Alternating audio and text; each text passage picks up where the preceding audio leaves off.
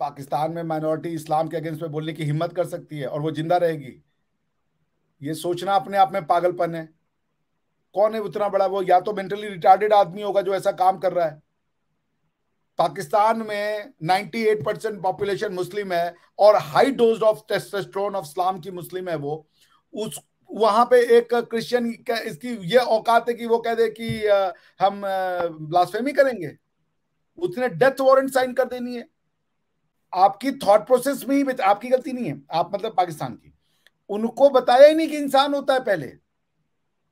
आप मुसलमान मुसलमान हिंदू क्रिश्चियन यहूदी ये आप इंसानों को देखते हो। आप इंसान को इंसान मानने को तैयार ही नहीं हो यार कि वो इंसान है। जो माने जिसके मन उसके मन में। आपने कोई टॉर्च लेके एक्सरे किया है कि किसके मन में कौन सा गॉड चल रहा है? वरना ये जो आपने किया ये जीएसपी स्टेटस में जो 27 इंटरनेशनल कन्वेंशन की आपको फॉलो करना था, ये उसका वायोलेशन है, स्ट्रेट अवे वायोलेशन है।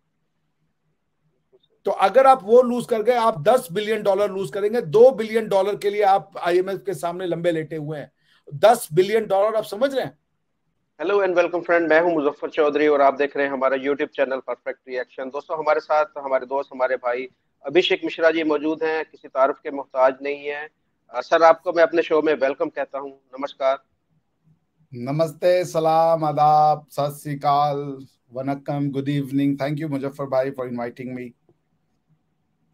आपका बहुत शुक्रिया, आपने हमें टाइम दिया। बहुत मसरूफ होते हैं, क्लासेस भी लेनी होती है, किताबें भी लिखनी होती है, इसके बावजूद हमें टाइम देते हैं। आपकी मोहब्बत का, आपकी शफकत का शुक्रिया भाई। आप बड़े भाई हैं हमेशा, ऑलवेज। अच्छा, आप हमें भाई समझते हैं। देखें, आप जब भी हमें मुश्किल वक्त होता है, आप हमारा साथ भी देते हैं। अब पाकिस्तान के अंदर मैं जो देख रहा हूँ, जो हालात, आपने खबर सुनी होगी कि फैसलाबाद के अंदर ही एक वाकया हुआ है कि एक जो है ब्लास्फेमी का इल्जाम लगाकर कुछ लोगों के ऊपर जो है हमला किया गया। उसके बाद में उनके घरों को जलाया गया है, गिरजाघर को भी जला दिया गया है। देखें, सबसे पहले तो मैं क्लियर कर दूं, as a Pakistani, as a Muslim, जहां पर भी कोई मजहबी इस तरह की चीज होगी, जैसे कि कुरान पाक को शहीद करना, उसकी मैं मजम्मत करता हूँ। उसके बाद देखें, कानून हाथ में नहीं लेना चाहिए। हमारा कानून जो कहता है, अगर किसी ने कुरान पाक को शहीद किया गया था तो उसके ऊपर कानून ने एक्शन लेना था, उनको गिरफ्तार होना था, उसके ऊपर इंक्वायरी होनी थी और उसके बाद में जो भी उनको सजा होती। लेकिन ये देखें कि हम, जैसे कि हमें होता है कि हमने हमारी मसाजिद को महफूज बनाया जाए, दुनिया भर में हमारे कुरान पाक की हिफाजत की जाए, इस तरीके से हर मजहब की उसके जो फॉलोअर्स हैं उनकी यही ख्वाहिश कोशिश होती है। आज अगर पाकिस्तान के अंदर एक गिरजाघर को जलाया गया है तो उसकी खबर पूरी दुनिया के अंदर फैली है और पाकिस्तान की इसमें बहुत ज्यादा बदनामी हो रही है। वेस्ट के अंदर भी बहुत ज्यादा पाकिस्तान को लेके बताया जा रहा है कि हमारा माशरा किस तरह रेडिकलाइज हुआ है और किस तरीके से पाकिस्तान के अंदर ये मजहबी मुनाफरत फैल रही है। तो अभिषेक भाई, हम आपसे ये जानेंगे कि आप इस पे आपकी बड़ी रिसर्च है, बड़ी आपकी तहकीक है। इस तरह के जो वाकयात होते हैं, पहले तो ये कि कुरान पाक की जिस तरीके से स्वीडन के अंदर वाकया हुआ और उसको बेस बनाकर जवाबन इस तरह की जो कार्रवाई होती है, आपकी नजर में ये क्या, ऐसे क्यों होता है? हमारा माशरा इतना रेडिकलाइज क्यों है? देखिए, हमारी तरफ पंजाब में आएंगे ना तो एक दूसरी समस्या है कि हमारे यहाँ लोग क्रिश्चियनिटी में कन्वर्ट हो रहे हैं। ठीक है, तो वो ठीक है, समाज में है, समाज उसको अपने तरीके से देखेगा, जिसको जो मानना है वो माने।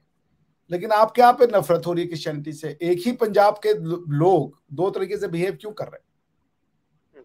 एक पंजाब में क्रिश्चियनिटी आके प्रचार प्रसार कर रही है, दूसरे पंजाब में आप जो है उसको जला रहे हो, मार रहे हो, जो भी कर रहे हैं आपके यहाँ पे लोग।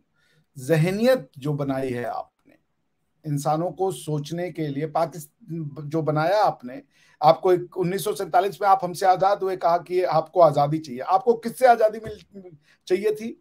आपको चाहिए थी आजादी रेशनैलिटी से। आपको चाहिए थे आजादी गुलाम लोगों को बनाने की। आपको चाहिए थी आपको चाहिए थी ऐसी आजादी जिसमें आप इंसान को हैवान बना सके। आपको चाहिए थी आजादी जिसमें आप इंसान को किसी भी तरीके के डाइवर्स सोसाइटी में रहने के लायक ना बना सके। टू नेशन थ्योरी डाइवर्सिटी का अपोजिशन करता है। पूरी दुनिया आज डाइवर्सिटी को पूजती है या डाइवर्सिटी को अप्रिशिएट करती है कि भाषाएं सब सुंदर है, पंजाबी भी उतनी सुंदर है जितनी पश्तो, जितनी हिंदी, जितनी बिहारी, जितनी कश्मीरी, जितनी और भी लैंग्वेज, सब इंसानी की लैंग्वेज है। मगर आपको क्या है, पंजाबी मत बोलो, उर्दू बोलो। ये सोच जो है ना, ये सोच को आप अपने जड़ों में जमाने के लिए, ये जो आज ब्लास्फेमी आप देख रही है, जो चर्च लाया गया ना, ये टू नेशन थ्योरी का है। हम नहीं रह सकते क्रिश्चियन के साथ। अगर आप हिंदू के साथ नहीं रह सकते तो क्रिश्चियन के साथ कैसे रहोगे? टू नेशन थ्योरी का समाज का आदमी यही बनेगा। टू नेशन थ्योरी है ना ये, कि पाकिस्तान तो इस्लामिक भूमि है, यहाँ पे चर्च क्या कर रहा है? जिसको चाहे ब्लास्फेमी लगा दो। और ब्लास्फेमी क्या है तो कोई नहीं जानता। ब्लास्फेमी कहना एक अलग चीज है, पर वो है क्या ये तो कोई नहीं जानता। सब अपने अपने हिसाब से सोच रहे हैं। टू नेशन थ्योरी की जो अच्छा, भारत का मुसलमान है वो के इस साथ नहीं रह सकता।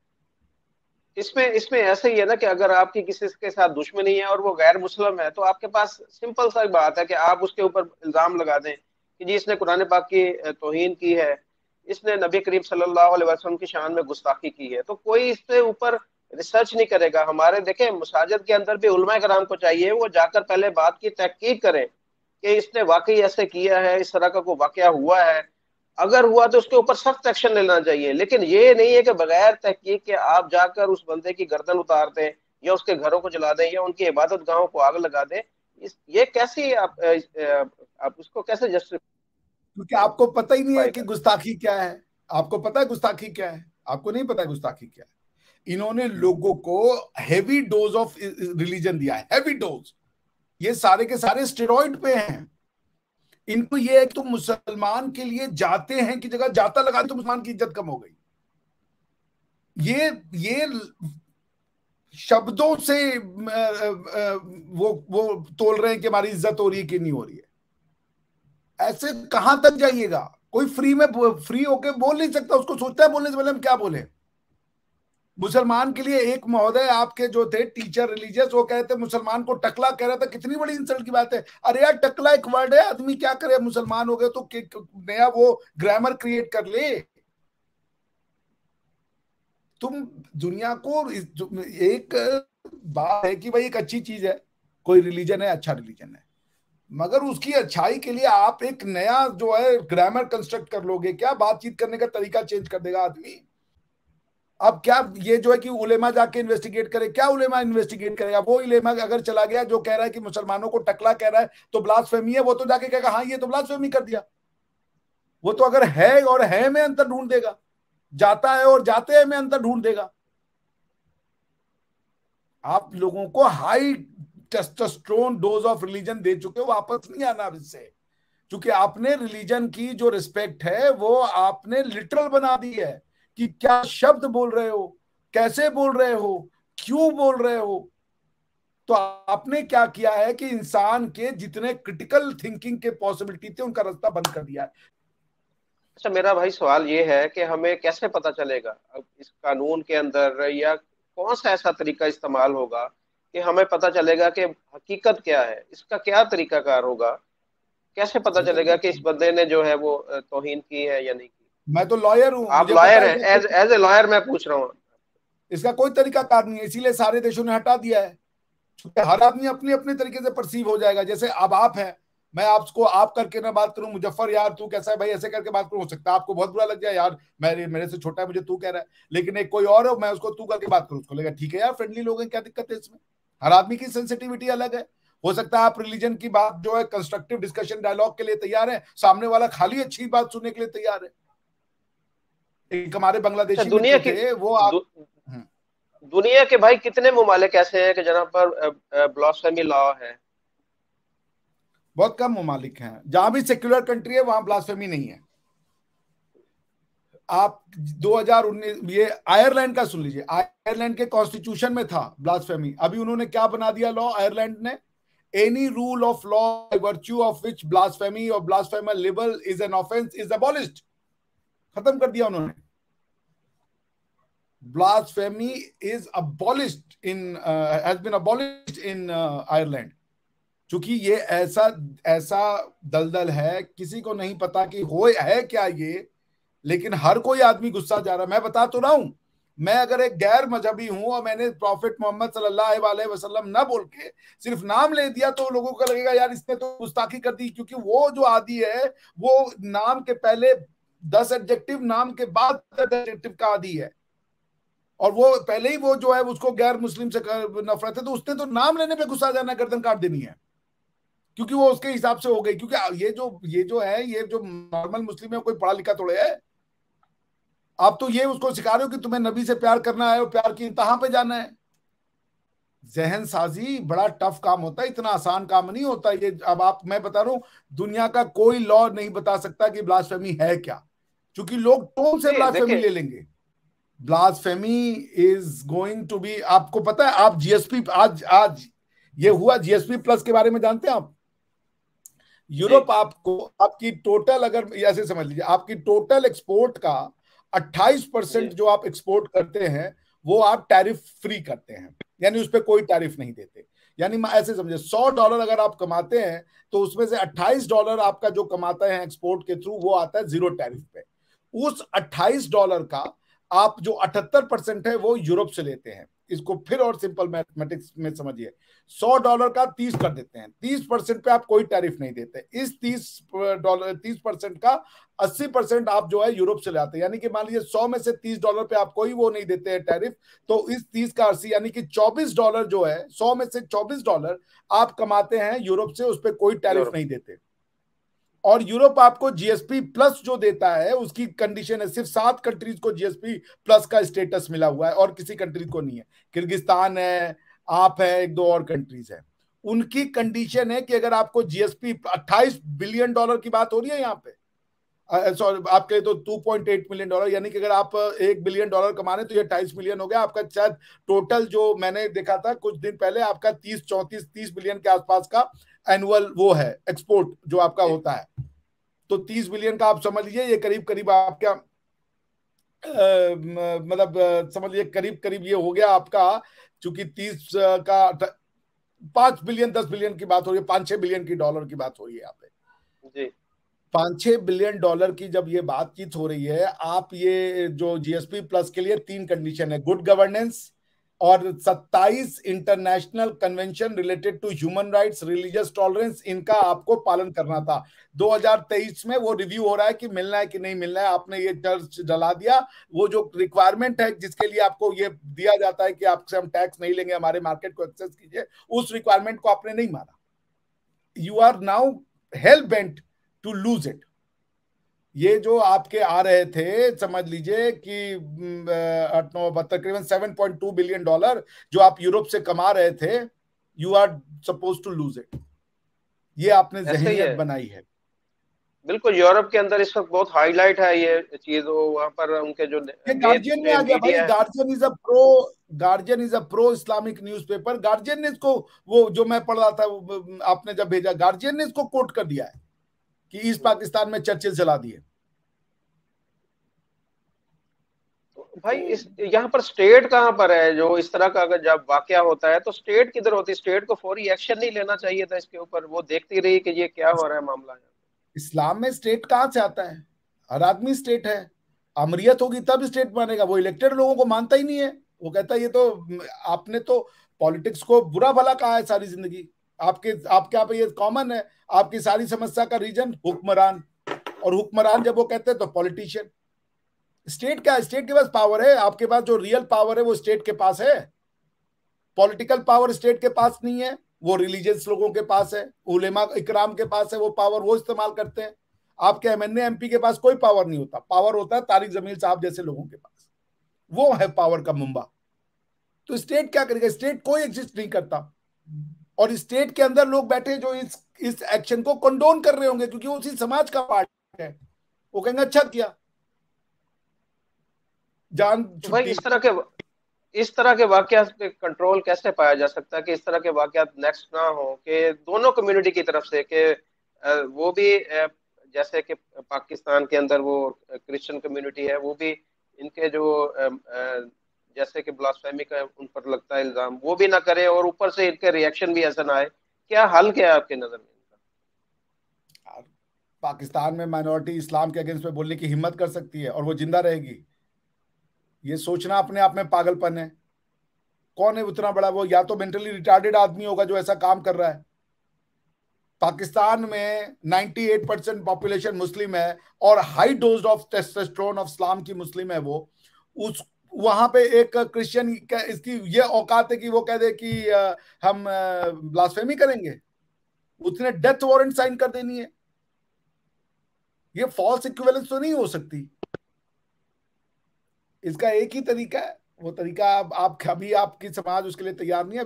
अभी तो बहुत लंबा सफर तय करना है। आपने सबको खत्म कर दिया, कोई और थॉट प्रोसेस आप क्या नहीं है। देखिए, आप लोगों को नहीं खत्म करते, हिंदू नहीं कन्वर्ट होता, थॉट प्रोसेस खत्म होता है। थॉट प्रोसेस, हिंदू कौन है? एक थॉट है। ये आपके बाप दादा, हमारे जो और पाकिस्तानियों के बाप दादा तो सब हिंदू ही थे, बुद्धिस्ट ही तो थे।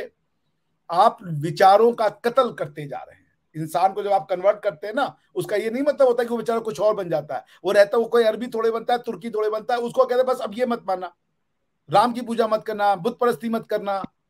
आप उसकी सोच को बदलते हो, आप इंसानों से उसकी सोचने की क्षमता छीन लेते हो और उसके बदले में उसको देते हो एक ताला कि वो अपने दिमाग पे मार दे।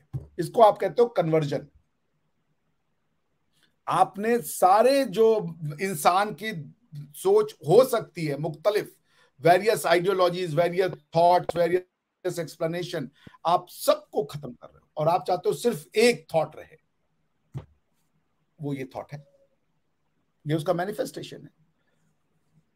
बिल्कुल सही आपने कहा। मैं तो देखे परेशान हूँ जो पहले पाकिस्तान से हिंदू जिस तरीके से उनकी तादाद में नुमाया तौर पर कमी हुई और वो जा रहे हैं यहाँ से, भाग भाग के इंडिया जा रहा है, कोई कहाँ जा रहा है, कोई कहाँ जा रहा है।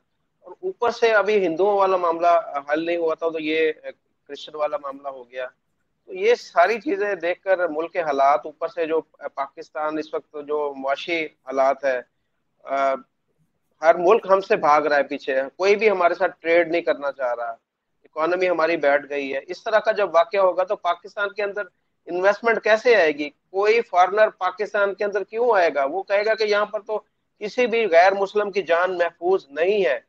तो इस चीज को कैसे देखते हैं कि पाकिस्तान की इकोनॉमी पे कितना असर पड़ेगा इस तरह के वाकयात को? पाकिस्तान का इकोनॉमिक लिए निर्माण नहीं हुआ था। पाकिस्तान के बनने के बाद से कब आप इकोनॉमिक्स पे गए?